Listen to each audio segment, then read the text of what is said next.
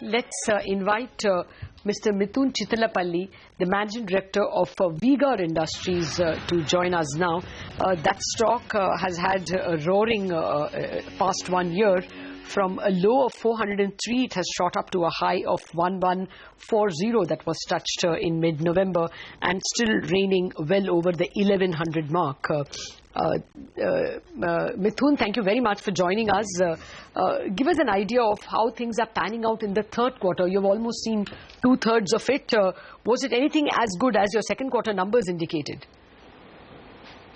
I'm not going to make any number specific comment, but all I can say is that we are going as per our projections. So we had maintained 20. We had talked about a 20% growth before the financial year started. And that I think is definitely achievable.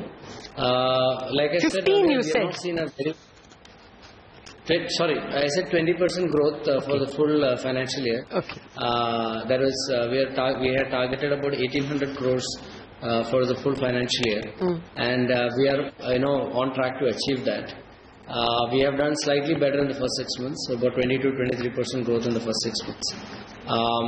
As far as the actual demand on the ground is concerned, we have not seen a big change in sentiments. Customer footfalls are what it was earlier, so it is not like there has been a huge improvement in demand side. But of course, since we are expanding in newer geographies, we are a small player in many of those geographies. We are getting some sale, so we may do better than our peers in that extent. Of course, we are expecting things to substantially improve, maybe starting of next financial year. Because the construction demand is not still picked up. So hopefully next financial year, we should see that also coming into play. Hi, Mr. Chittilappilly. Thanks very much for speaking with us. So this 20% revenue growth guidance that you had given us, wouldn't you now look at scaling it up a little bit? And also, the last time around, you had mentioned that margins for you have now sort of bottomed out at 8.5%. So how much headroom do you think you have in FY15 itself to scale it up? Okay, so I think as far as the revenue guidance is concerned, like I said earlier, we will be more comfortable as we complete more number of months and as we go towards the end of the year. Why I said that is we could always have some seasonal fluctuations. We could have a very late onset of summer, which will impact sales in March and so on and so forth. So these kind of things could happen. Of course, there is a huge improvement in the mood and all that in the market. But when we speak to channel partners and trade, what we understand is customer footfalls, etc., are still not improved from what it was earlier. One definite improvement what you've seen is in Andhra Pradesh, because last couple of years has been extremely bad. So Andhra Pradesh, there has been a substantial improvement in demand and sales also. But other places, it is the same situation what it was earlier. What it essentially means is, as a company, we are more cautious while supplying to our retail partners, because many of our retail partners are also dealing with real estate companies and supplying the government projects and etc. and so on and so forth. So many of our partners are in fact stressed to that extent. Of course, our business is not linked to that, but they are not only selling our products, they are selling our competitors' product, other related products, and they are selling into all types of customers, retail as well as projects. So in that sense, as a company, we are very cautious on how we do business in this kind of an environment, because cash flow rotation for them has been a challenge last 2-3 years. So that's why I'm saying that we are still sticking to our 20% growth, which is achievable. If we feel the need to up our guidance, we'll definitely do that. But as of now, I'm still holding on to that. As a rule, your second half is better, isn't it?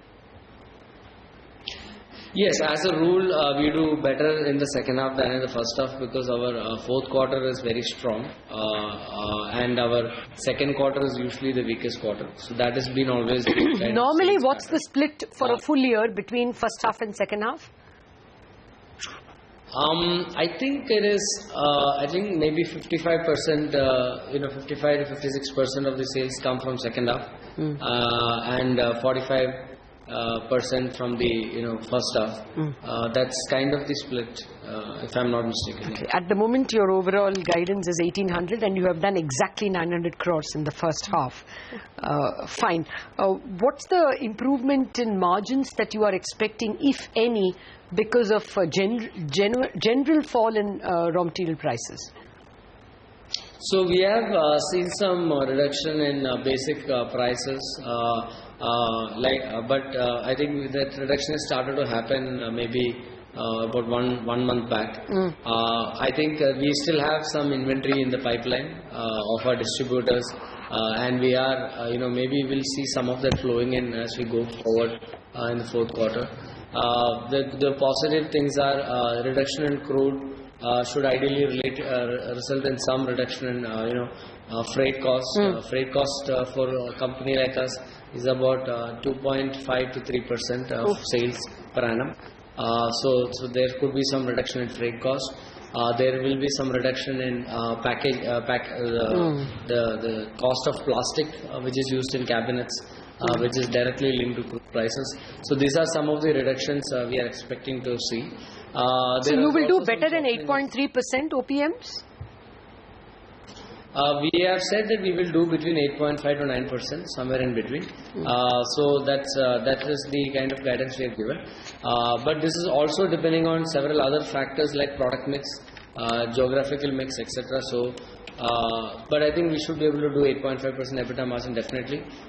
We will have to see, how much of this we are actually going to realize in our bottom line, because they take time to flow in. Also, we'll also have to see some competitor activities. There could be some of our peers sitting with extra inventory, who may pass on some of these to the market and so on and so forth. So we'll have to watch out for all this. But I think some of these benefits should flow, because I'm not expecting many of the brands to have any reduction in prices of their products anytime soon. Okay. Your southern market has actually seen a bit of a revival this time around. It was muted for 4 quarters before that. How is that sustainable, the kind of growth that you've posted over there? And also for this non-southern market, so you're, sharpening your focus over there. How much do you think those markets could scale up to? So the South market revival has been led by Andhra Pradesh. We are growing extremely well there.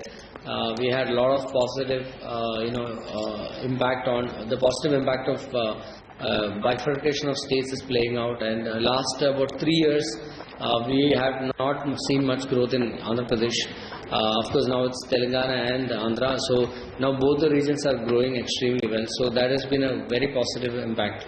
As far as the other South states are concerned, we have to be mindful that we are a very large player. Our revenues on an average will be about 300 to 400 crores in each of the other 3 states. So we have very high market shares in many of our product categories. So we are, in the sense, any slowdown in the market also affects us. I think a revival in South for the entire market will come when there is a revival in the economy. So I think when construction activity picks up back in India, I think we should start seeing some good growth in South as well, apart from this growth that we are getting in Andhra Pradesh. Okay. Very quickly, because I'm running out of time, Mithun, why would a bifurcation of the state lead to people buying more geysers or water heaters? Is it that the construction activity has picked up in Andhra? See, what has happened in the earlier unified Andhra and now the 2 states is that for the last 2.5 to 3 years, the market has been completely disturbed. There were at least 7 to 8 bandh or hartals in a month. Okay. The average working day, average working day of any market in that those 2 states has been 10 to 15 days for the last 2 years. So what has happened is last 2 years there was a complete subdued demand for 2 years. So 2 years there was no growth. In fact, there was degrowth happening for almost 2 years. And suddenly, when things had clarity and when the states became separated, there is a lot of pent-up demand that is happening. So it is not that more number of people are buying geysers. It's just that people who have not bought anything for the last 2 years have started to buy. Fair enough. Thanks a lot, Mithun, for joining us.